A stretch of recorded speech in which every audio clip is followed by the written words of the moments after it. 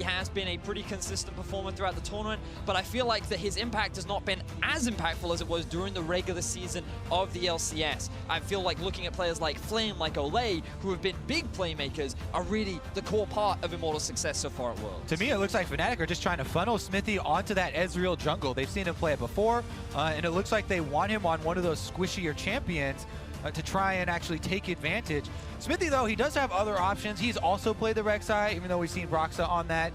Xmithie very well could steal that one away, because I don't think you want to use your first pick on jungle, even with all the bans used on it. And this is interesting. Oh, all right. So there's a Xayah ban for Immortals, and Janna picked up with Rakan and Lulu available. They're daring Olleh to take the Rakan, and that's one of the champions that we've talked about for this team especially. Olleh was such a big part of their initiations in the regular season, and the Ardent Sensor move has kind of taken him away from that role. We've seen him look a little bit uncomfortable, you know, flashing forward on Lulu and you know, glitter lances not really having huge impacts. But here we go, Immortals actually start taking away from Rekkles instead of the support role. Now when you think about the AD carries that are left up, Tristana is available, there's the hover of the jungle Ezreal that you were talking about, but I feel that this so many things to talk about. Really good steal from Immortals, but now Fnatic likely just going to go onto the Tristana. There's the potential for that late game scaling advantage that we saw when you think back to RNG versus G2, and Cody Sun could become this insane late game threat. And what Immortals were probably hoping for was if they saw the Ezreal, then they could go for something like the Lee Sin, one of Broxah's most popular champions back when he first joined, but instead they're going for Rek'Sai, which is what he's brought out so far throughout this tournament. Very simple but effective picks here for Fnatic. Rek'Sai, Trist, and Janna, as Ezreal does get locked in on the Immortals side. So have to think we're waving bye-bye to Rakan at this point. I do not think Olleh will be granted that champion, given how high pressure this game is. But Immortals, what's their focus for this first ban? Yeah, because they're looking fairly squishy at the moment. And I think that Fnatic, especially seeing how quickly they're locking in these champions, this is going according to plan for them. They were definitely expecting, like we talked about, to try and funnel Xmithie into this Ezreal pick. And now the mid lane bans come through. What is it going to be? Immortals will be able to have the first pick after the second bans do timeouts. Now, I feel like Immortals don't have to ban away Syndra. They could actually pick it away from Fnatic. We know that it's been a big comfort. Oh, my apologies. Yeah, you're right. I did miss the Syndra ban from earlier on. More focus going to be down onto the mid lane. Corki still available. Ryze, another big pick. Pobelter could look to go that way, especially with the LeBlanc and the Cassio both already banned out. Well, certainly curious selection so far, as LeBlanc banned by IMT, taking that away from Caps. Ryze and Corki. Who's going to be traded over here?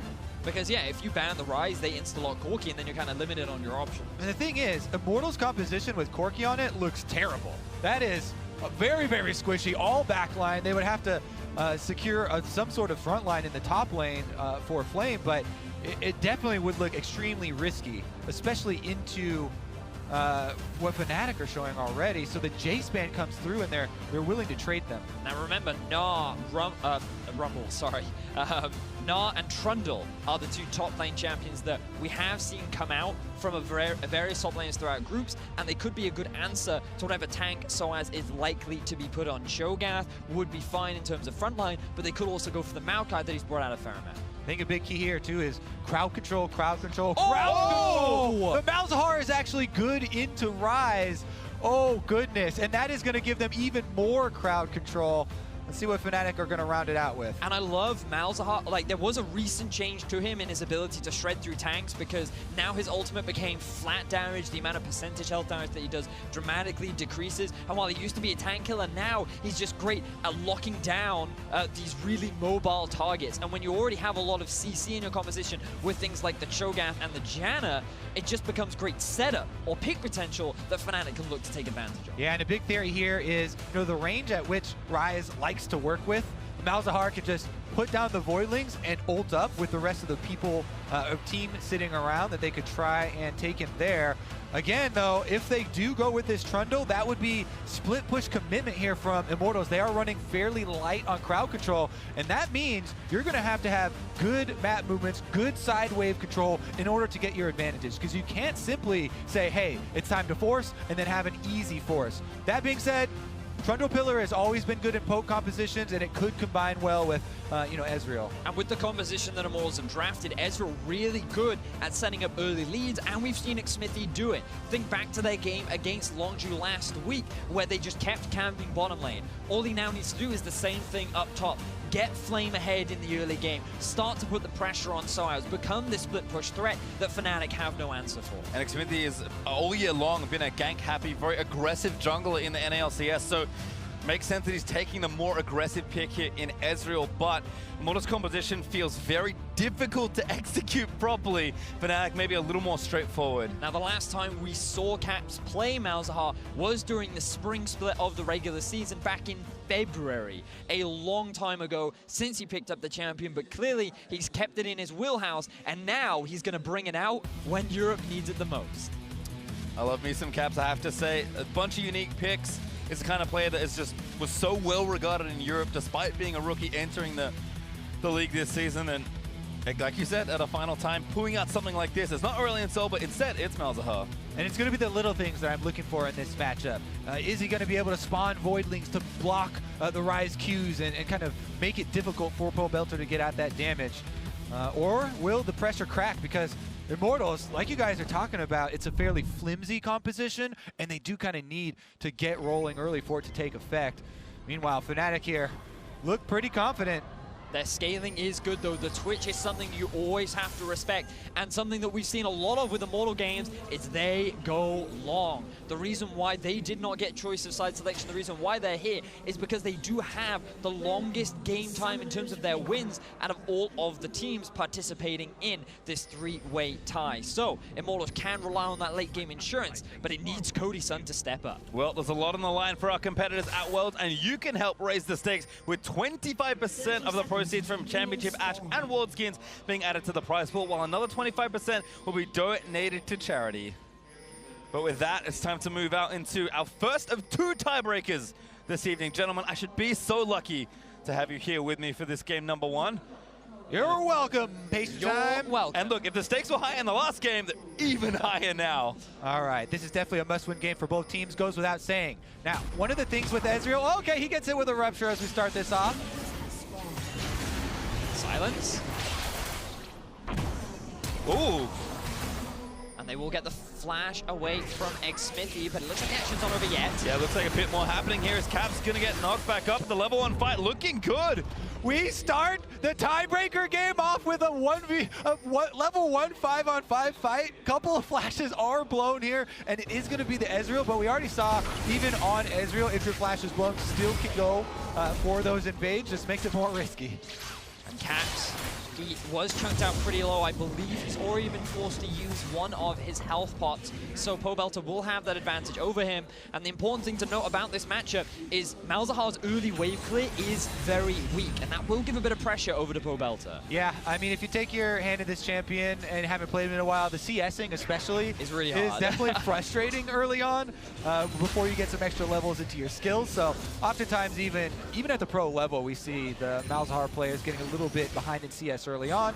Pobelter actually doing a good job here, trying to push the wave in and make it more difficult for him. Now he's likely going to max his Malefic Vision, his E, and once he gets around level 7, that's where the laning phase gets easier. We got to talk about this top lane. What did we say? Xmithie going top early. Flame already in combat, and Xmithie coming up. Also goes for the trade, level 2 Ezreal. Great rupture there from sOAZ, but the pillar is going to force the flash out. Tagged already by the red buff. Xmithie still going Flame. Flashes forward, and Immortals going to grab first blood. Xmithie's going to take that one. Here comes Broxah, but they didn't actually sustain any damage, so don't know what he's going to try and get done here. Maybe a counter jungle or maybe a little bit of warding done. Xmithie's actually recalling with that gold, so Broxah could go mid if he wraps around. Now TP has come back up top. Ezreal's gone back to base, so he's not going to try and go for that repeat gank. But this is exactly what we were talking about. Early investment topside, get Flame ahead, and start putting that mental pressure down onto sOAZ. Try and put him in a situation where he starts to fall behind and doesn't know how to come back.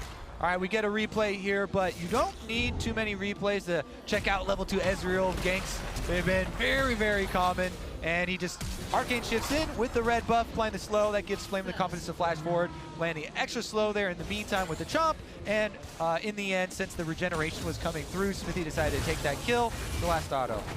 Well, it looks like going according to plan early on here for Immortals, but Broxah did stick around in the jungle for quite a while. A pretty heavy counter jungle here in Xmithie. He's actually back on the bot side of the map, so maybe something more brewing. Yeah, after the early investment, Flame should have it communicated here as well that he needs to play fairly safe at the turret. He doesn't want to overextend. Fnatic, remember the success previously was all those visits from Broxah to get sOAZ snowballing on that Cho'Gath. And this time around, it's going to be imperative for Immortals that they don't let that happen. Meanwhile, Xmithie's bottom side, and he still has his red buff. Guess who's at it again? Looks like Jesiz could be the target, but jumps on a Rekkles. Now going to try and apply the red buff, does land, and forces the flash. Fnatic, they're struggling in the early game right now. Xmithie doing exactly what he did against Longzhu, but spreading his pressure all across the map, getting a kill up top, forcing the flash down bot, and now he needs to maintain this pressure. Remember this composition, yes, it does have a good late game, but it's also very squishy, and being able to have these early leads, have that advantage over your opposition, is a great way to start off this game. Definitely true. And remember with the Ezreal, oh, he actually waits around and the Raptors spawn right in front of him. So Xmithie with a secondary Raptor take here. Even though Ezreal doesn't love the Raptor camp early on, it's not that big of an issue. And especially since the sides have been split here, so it's kind of a necessary take for him to keep pace with Broxah. As Broxah now off to Scuttlecrab can make a visit towards Pobelter. Yeah, it looks like he pretty massively hates it. Actually took so much damage trying to kill the Raptors, but does secure it at least and keep up and even in jungle experience. Again, given how much ganking he has done early on in this game, it's important for him to keep pace. And Pobelter also still slightly ahead in this mid lane matchup. Did get off a recall to match Caps, and now is that tier charging up early. Pobelter actually back in, but bit of trade damage. Yeah, Caps is able to get the Voidlings off, but even with the Voidly blocking the second Q there, still decent damage dealt by Pobelter in the trade. Meanwhile, a lot of vision below the mid lane here for Immortals. They've got Control Ward down here, and there's even some deep, Immortals, that's what I was saying. That is just here cleared out by Jesiz, but it does see the roam towards mid. And I think Immortals are respecting the fact that Fnatic have this tendency to play around the bottom side of the map. They want to make sure that their Twitch does have a happy laning phase, and right now Cody Sun does have that pretty significant CS advantage, which is something that is much easier to ascertain when you're being paired up with that Lulu. So both AD carries going fairly even, and what you really want to be seeing from Rekkles is putting that Twitch under pressure. You want to try and punish that early laning phase, which, if you can't, is going to be great for Immortals come the mid-game 2-item spike. Pretty funny for me to see Cody Sun actually doing the Rekkles against Rekkles. Daggers everywhere in the bot lane. 5 total. 2 versus 3 for Fnatic and IMT's ADs respectively. As we said, expecting some early Zeal items, wanting to get more of that wave clear and scale up, so certainly makes sense. Broxah in the meantime poking into mid lane from the top, but instead walking back to the jungle. Keep your eyes on the teleports as well, because sOAZ is about to return, whereas Flame recently used his. This could mean that Fnatic could try to make some kind of play happen down bot around the dragon. It is an early Cloud Drake, but being able to get that early advantage and start the Rekkles snowball could be a great way for Fnatic to play. And they just saw Xmithie down bottom side, so Fnatic know they have numbers on top side. Flame definitely going to be the target. And there's no teleport from Pobelter this game around, so he is 1v3. Caps goes in, he's got the level 6, he flashes early with the flash on bar from Broxah is there. Caps, he's going to try and get himself a kill with the silence into the suppression. Caps, wonderful roam, gives sOAZ a kill. Nice execution there from Fnatic, able to pull off the play. And with Immortals overloading on the bottom side for Fnatic just bails. They recall completely, and it's going to have to be Xmithie trying to answer with something else. Now Pobelter will get a decent amount of damage down onto the middle lane. Ooh, good ultimate there from Xmithie to try and keep that top tower alive. But you do have the Voidlings, and it's past 5 minutes, so that top tower dies extremely quickly. Yeah, they're in the race here, and even with the red buff Ezreal, here come Rekkles and Jesiz to defend the turret and try and delay. The first turret bonus probably going to be Fnatic. Looks like that's the case. sOAZ going to get the last hit and split a good chunk of gold between him and his mid laner. Immortals do answer, but the bonus gold went to Fnatic. Question is, oh, they're not actually even transitioning into the Drake. People don't care about the Cloud Drake enough. Here's a good charge here from Fnatic. Remember, they saw Xmithie down bottom, so they know this is a simple dive to pull off. Since Pobelter doesn't have teleport, there's no possible reinforcements. So they're all just going to blow flashes, jump right in there. You know, sOAZ is happy to tank the turret. He didn't even get, you know, much damage contributed to it, so and he took the kill, too. Yeah. He was just like right at the end, hey, I drank this tower. I have to take some of the credit here. So he's now sitting at 1-1-0. Didn't get much damage, but it was the damage that mattered. It did, exactly that. Now, Caps, he's going to be happy returning to mid lane, playing around top side rather than bot. A slight shift from Fnatic, but definitely one that worked for them pretty well up against the Gigabyte Marines. And now Xmithie, he's looking to try and continue that early pressure. Now level 6, just want to utilize the ultimate up top. Let's see what else he can do on the map.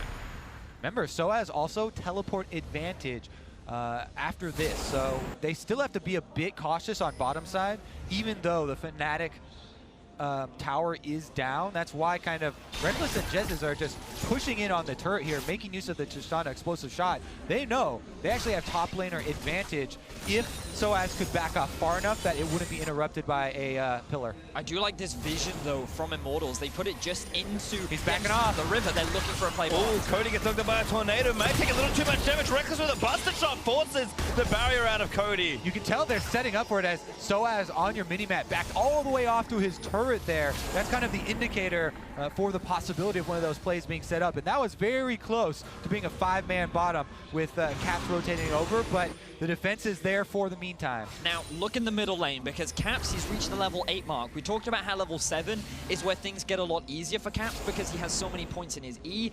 Now that he's got an extra point in his Q as well, that wave clear becomes impossible for Pobelter to deal with. So he's the one that's always forced under his tower, and Caps will have priority on the roams. He will have more windows available. Just look at how he's going to clear out this minion wave, and then he's going to move into the jungle, and Immortals always have to respect where Caps could show up.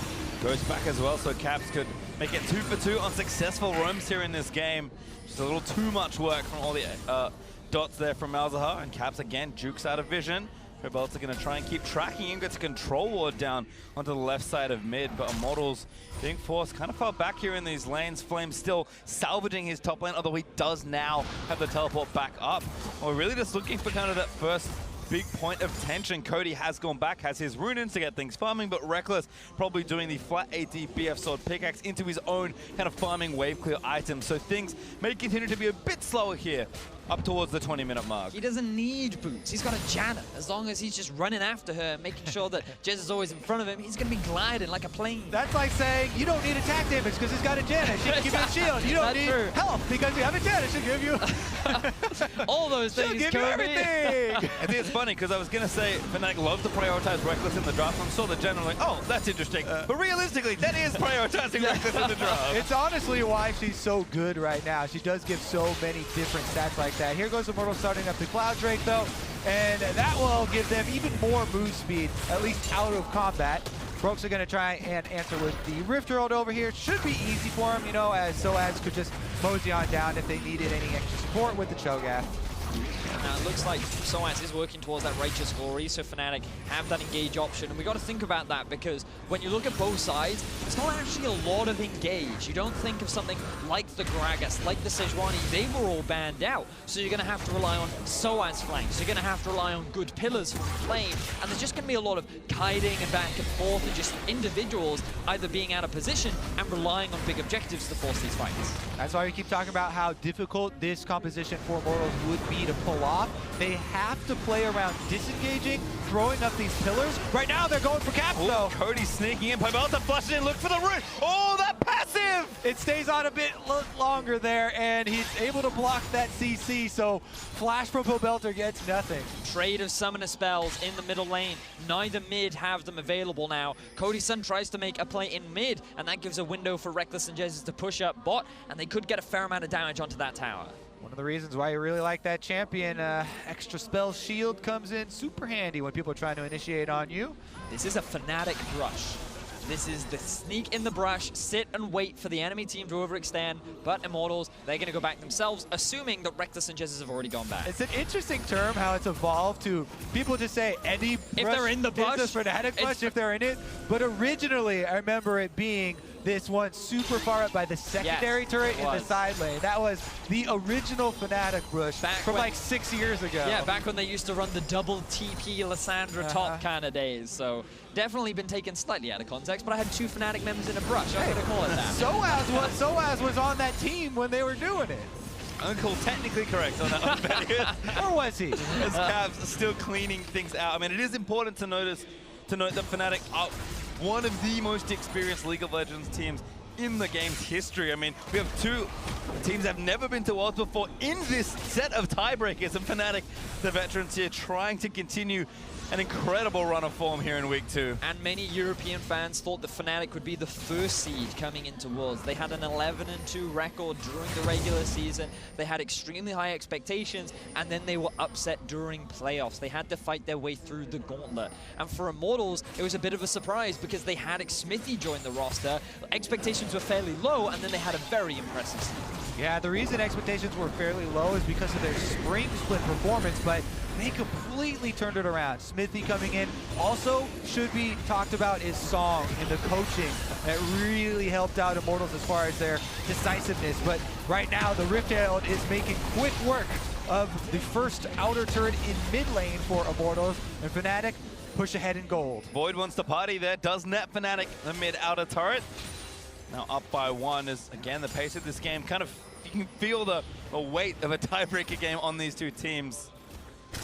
I'm fascinated by how many of these fights will actually start because, you know, we talked about the engages earlier on, but right now I think both teams are pretty happy to scale. Malzahar's not exactly a weak late game champion. He used to be much stronger with his percentage health damage, but now Immortals looking for a pick. Cody Sun looking for something here, but Pobelter could be the first pick off. Caps lets the ultimate rip. Broxah lines up the knockup there and silence to death. Caps nails the kill. Extremely easy setup for Caps. Pobelter couldn't do anything because he had no flash. He was silenced up after the ultimate, and the chain CC from Broxah will get the Fnatic mid laner his first kill of the game. Pobelter had his eyes on bottom lane there, trying to run down to the play. But again, like we emphasize in Champion Select, it's so much easier when you have these crowd control abilities at your disposal. Very easy for just point and click there. Nice chain from Caps and Broxah to get that kill. And after Pobelter's death, Cody Sun had to move up to mid to clear out the wave, and that's going to give a window for Fnatic to get this bot tower as Cody Sun comes up instead. No ulti, but he actually jukes the tornado. Rekkles maybe overstays his welcome. Cody wants it. Will not flash forward. Nice silence from Caps to cover the aggression. Love the play there from Cody. Keeps his tower alive. Doesn't allow Fnatic to snowball the gold lead any further. While it is slightly in the European squad's favor, this is how they were able to build that slight lead. Yeah, Pobelter had his eyes on bottom lane and no vision of this ledge over here. So Caps and Broxah, as we said, easily able to just jump right over, secure themselves some extra gold. Silence is a mage's worst enemy. The inability to do anything, because your basic attacks don't do much. Like, you're entirely reliant on your spells, and if you don't have them available, you end up just getting locked out. Suppression, knockup, those are also pretty annoying to deal with, and 100% to 0 is a rough life. Yeah, fortunately for Pobelter, no available counterplay in that situation. And Immortals QSS. QSS is how you count it. In that situation. Yeah, you're correct. I mean, and that is actually something worth highlighting. We haven't seen Malzahar in quite a while, and he was a support for a long time when he was kind of in vogue, but you do need to get out of suppression, and the only way you could do that is with a QSS, which feels real awkward for Ryze. It's one of those debates where by having a Malzahar in the game, you can force your opponent into building a QSS. Yes, that's great, but in the late game, when 4 out of the 5 members all have QSSs, now Malzahar doesn't really have a target that he can focus down on, and his ultimate becomes less and less reliable as the game progresses. But then all these, mages and stuff are using an item slot on something that can only be upgraded for attack damage. Uh-oh. Gonna help the silence problem with the BM sword behind the Mercurial Scimitars. Looks like teams are lined up for this Infernal Drake. Fnatic, though, first to the play. Yeah, looks like they're going to be able to get this one. Infernal Drake burn down, and they teleport in behind him. But the pillar actually from Flame tries to knock down Caps, so sOAZ, he wants more for his team. Righteous Glory in, silence on the Cody Sun. He jukes away from the Rupture, but is forced to flash the wall. Rekkles, rocket jumps towards IMT, and no kills are forthcoming. Gonna be able to hold on to this one as well for Fnatic. Infernal Drake picked up. They also blew the flash on as well. Olleh. Cody Sun, so the back line definitely very vulnerable for Immortals right now. And remember, the only kind of defense they have in the front line is these pillars going up to try and kite around, but it's going to be very difficult with all the things that Fnatic are trying to throw at them. The thing is, though, we've been looking so much at the bottom lane that we have not been paying attention to Flame, who's been quietly farming up in the top lane. 30 CS advantage now onto sOAZ. He's building himself up into this pretty threatening split pusher later into the game. Well, he's going to have to get started quickly. Gonna have to maybe make a trade. Fnatic take the bottom out of Flame. Is going to try and equalize here. Should be able to chomp this one down. sOAZ will not make it in time with the wave. More than enough for Flame here. And this is a pretty good picture of what the game is going to look like as it develops. Flame is going to want to have as much side lane time as he can, and Fnatic are just going to try and force. Exactly that. They're going to try and force Immortals to group up as a 5-man, whereas Immortals are trying to separate Fnatic and keep them in their individual side lanes. Send Pobelter down bot, keep Flame up top, play this 1-3-1 style, and make sure that Caps is separated from the rest of his team so that they can use Cody Sun to try and find these picks around the map. Immortals and Fnatic both have ways they want to play, but it's all about who can get that vision down and be the first one to set up for objectives to then force their way of playing. Well, again, the game develops as we hit almost 20 minutes. QSS are now done for Pobelter, but we'll check in back with the bot laners. There's 2 items done for Rekkles. Very close in gold between the 2 marksmen, but Cody is a little further away, in part thanks to his boots to purchase, but not too far away from finishing his second major item, of course, being the Infinity Edge as well. So we're getting team fight ready if the teams want to have some sort of a scuffle, but again, the pace of this game, very deliberate, certainly echoes the stakes in this match. Top lane, sOAZ was waiting in a brush, and now he's charging at Cody Sun. Oh no, Broxah is going to land the wild grip, maybe not enough, the execute from Broxah not there, but the feast not needed. Broxah grabs the kill, and now Cap in onto Olleh, look at the silence him, that's so much damage from this Malzahar, the shield not there, Cap snipes Olleh with a Q. Fnatic able to take advantage here, they kill off that bottom lane without flashes, and they're around Baron now. Remember that the play that Fnatic tried to force earlier forced both those summoner spells. Smite is available for Xmithie. He is in the vicinity, and I don't think he wants to give this one away for free. 15 seconds to feast on sOAZ. Pobelter trying to shove down mid, but Caps will match him. This should be Baron going over to Fnatic. Immortals do not contest. It's just so dangerous for Immortals. Fnatic have all of this CC. They're waiting, by the way, for Baron buff so that the respawn... Actually, I think they just wanted to give Cho a feast stack. Okay, the cooldown on his ultimate. I was oh, maybe they're waiting for someone to revive. Wait, no one died on their team. Yeah, we can see exactly how Fnatic were able to make this play. They saw Cody Sun trying to catch the wave. They knew he had no flash. sOAZ rushing the righteous glory allowed them to get the collapse. And unfortunately for Olleh, he couldn't provide enough utility. And this is the reason why we talked about with the outer turrets going down for Immortals. It's such a dangerous game. They're the team that has to run away, has to kite, and Fnatic are the ones with the more options because they have all of these tools to pick people off. Really good use there for Fnatic to capitalize. They actually got both of the kills off of that, and a very, very good Baron for them to push up bottom side now.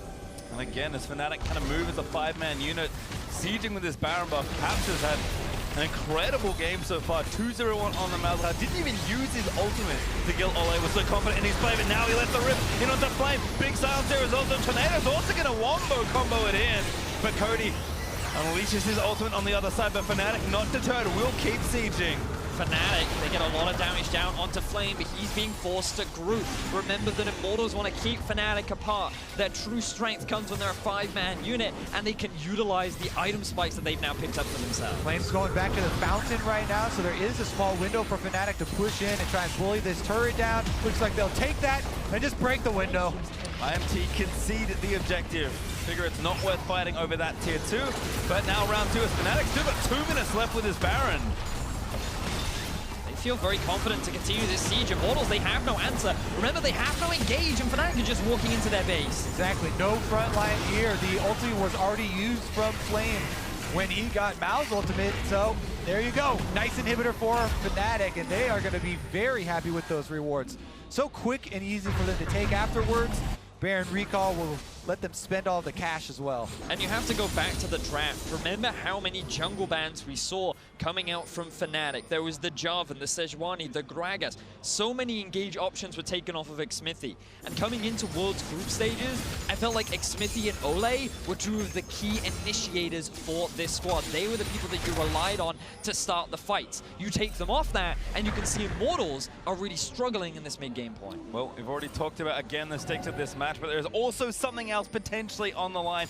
No team at Worlds has ever qualified after going 0-3 in week 1, and no team at Worlds has ever qualified after going 0-3 in week 2. So there is the chance for Fnatic or Immortals to do something that has never been done at Worlds, but that will come, if at all, in our next match. But right now, Fnatic are firmly in the driver's seat. And the problem with a split push comp when you're this far behind is that your 4-man squad can't even slow down the other 5-man squad that's coming to take down your turrets. And Fnatic could even threaten tower dive while Flame is pushing on the side lane. You see, Flame couldn't even push more than one wave there in the time it took Fnatic to take a turret. Always forced back to base, and they're just going to have to hope for some big outplays. Now there's 20 seconds left on the Baron. Fnatic, they will run that buff out, but they still feel confident enough to keep the push on. They're going to extend their vision deeper, steal away some of these camps, but they're not afraid of Immortals when there is no threat of engage coming out from the North American squad. And if anyone from Immortals puts a toe out of line with maybe the exception of Pobelter, Captain's ulti will just lock them down. There's Cody, way too far forward. The Walker, not nearly enough of the barrier, will actually save him. sOAZ taking the top for maybe a little too long, but they still bust through the top lane. No one from Immortals can step up here, and they're just waiting around to watch the inhibitor die. Fnatic feeling good. They get themselves their second inhibitor of the game 24 minutes in. This is such a different performance from what we've seen throughout the entire group stages. Fnatic and Immortals have had such nail-biter games, but the difference in preparation has given Fnatic the edge. 7,000 gold ahead for Fnatic after almost 4,500 gold Baron power play. 2 inhibs cracked in top and bot lane, and now the mid lane left with an Ocean Drake as a bit of an additional objective if Fnatic would like it. They have complete control of the map right now, and it's showing. Things become harder and harder for Immortals. They're going to have to rely on Fnatic mispositioning around an objective, overcommitting for a Baron, and maybe getting it stolen away. But even then, you're just looking at this Twitch and hoping that he can get to a late game point where he can maybe turn things around. Yeah, it looks like Fnatic can't wait for their rematch with the Gigabyte Marines, as we're only 25.5 minutes into the game, and they've already destroyed the majority of the Immortals base. Now, the only area left is straight up mid lane. Fnatic, of course, not wasting any time. Able to push through here with plenty of items just across all of their champions. And this turret, not particularly defendable. Flame has 2 different super mini waves to worry about. And every bit of poke from Caps is doing an absurd amount of damage. Huge silence onto Cody Sun. He wanted to try and force something there, but instead he's going to get forced back, getting relatively low. And look at the Malefic Vision on Pobelter. Yeah, it's so hard to see the opening for Immortals to try and make the comeback play. And it has to be some mistake here from Fnatic. You know, there is a lot of damage on Immortals that they could punish a mistake if one presented itself, but there are just so few options. Well, turret number 3 in the inhib cycle will maybe look to go down here. TP from sOAZ back to lock up Xmithie and buy a bit more time. He's actually flanking as he chunks Xmithie to 50% health. The Rupture not quite there, but they break the turret. Now, 1 inhibitor left for Fnatic to take, but they'll play it a bit more patiently. I thought that they would try and reset for Baron, but they've actually got their eyes on the inhibitor. They feel strong enough to commit. Here comes Flame with the pillar. Have to be something here for IMT, but Fnatic again just playing out their composition as they drew it up in the draft. This inhib is going to fall down. You just cannot face check this Malzahar and Cho'Gath, and Rekkles is more than enough insurance for these fights. Cody lets it go with the ultimate.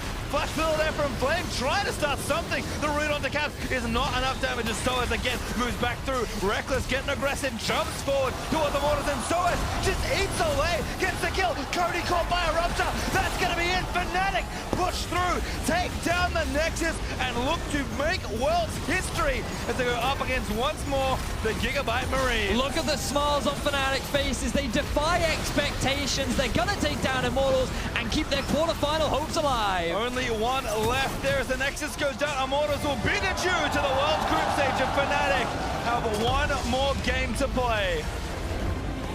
Very clean game overall from Fnatic. You look at the early draft and there is so much pressure on Xmithie to snowball the top lane, keep the bottom lane from falling behind. He does all these things, but then one big play from Fnatic in the top side where they kill Cody Sun, they kill Olleh without their flashes, very quickly translates into a Baron, and then there's nothing that Immortals can do to stop the relentless pressure from Fnatic. Inexperience maybe showing a bit there for Immortals for their first trip to Worlds. A valiant effort here in Group B, but they will fall to the experience and honestly poise a Fnatic who picked themselves all the way back up from probably underground, given how poorly their first week went. And unfortunately for NA, the curse of week 2 continues as Immortals again say goodbye to the group stage for this Worlds. Yep, they were able to make it here to Worlds and have a good opening week, but fall down here in week number 2, as many North American teams have fallen prey to. Now, though, we get to look forward to some more Marines play. Gigabyte Marines versus Fnatic. This is going to be an exciting tiebreaker because these two teams have been neck and neck in this group. And both teams vying for that opportunity to make it to the quarterfinals. No one really expected them. Gigabyte Marines were expected to finish bottom, maybe even above Fnatic by many analysts. And now they have that one opportunity, just one more game could get them into that quarterfinal. Certainly rip the Pick'ems at this stage, but to get their thoughts on Fnatic's win, let's hand it over to Dash and the analysts. Thank you very much, PastryTime. Immortals, unfortunately, will be headed home with a 2-5 record after going 0-4 here in week 2. Boom. Yeah, basically, but Fnatic keeping the dream alive, winning 3 of 4 so far today. Only have to put one more together. You pointed it out. Caps walking by the camera, holding that up, calling it out. Just one more, baby, against the Gigabyte Marines to make history. Remember, to make history, to be the first team to go 0-3 in week 1 and make it out. It would be a feat. It'd be an absolute miracle run. Before the show, we're like, what are the chances of Fnatic making it out of groups? And we're like, negative. We were talking 0-6, you know. We were like, okay.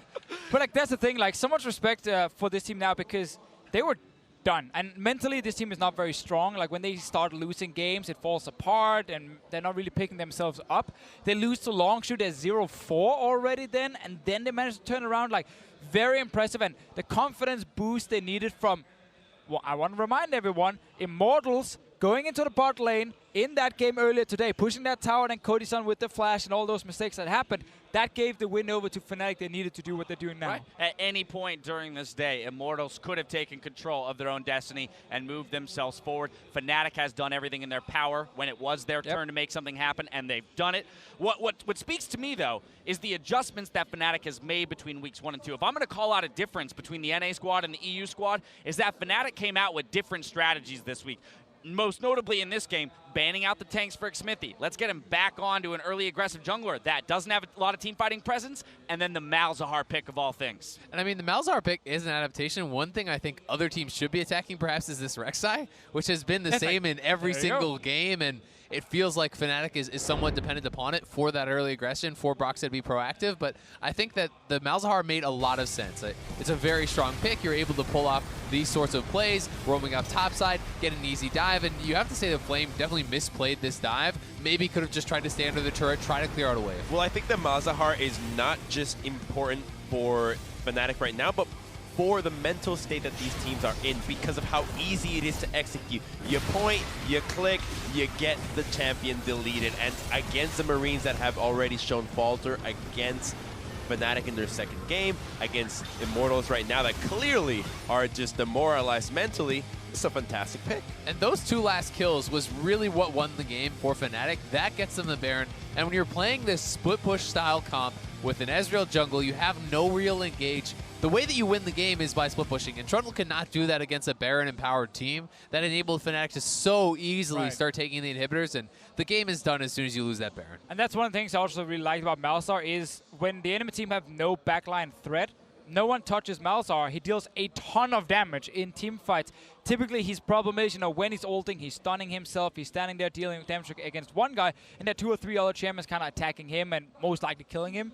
And you know what? How he also nullifies Ezreal. You got Voidlings blocking the way for the Mystic shots. Against Ryze Q as well, baby. How is he actually going to hit A? So the Malzahar pick gets to be even more genius than But we I'm thought. even that much more intrigued now to see what Fnatic has planned for Gigabyte Marines. Aurelian round number 3 here, right? Have. Gigabytes have chosen blue side. I want to talk about this game a bit because where Fnatic focused out the tank junglers against Xmithie, You can't do that against Levi. We saw earlier different teams trying to attack his jungle pool and get him off of the carries, but there's just too many. Well, for the majority of the day, the Marines have already played blue side. So 2 blues, 1 red side. So it makes sense for them to pick the side that they've most been comfortable with. Also, first rotationing maybe the Janna again. And blue side does offer the ability to target ban anybody specifically. And I do think you can go on Broxah and just get rid of these early game champions. Clearly, it has been a linchpin for Fnatic.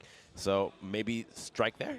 And for me, for Fnatic, they should be worried less about what Gigabyte Marines are doing and more about getting a well-balanced composition that fits their playstyle, play your own game, play it measured, invade at level 1, figure out what the Marines are doing. If you can do that, doesn't matter what the Marines are going to bring out, you could have a strong game. We'll have more time to talk on the other half of the other side of the break, rather. As we speak, the Gigabyte Marines and Fnatic prepare for a monumental game with the winner advancing to the quarterfinals. Don't miss it. Great run.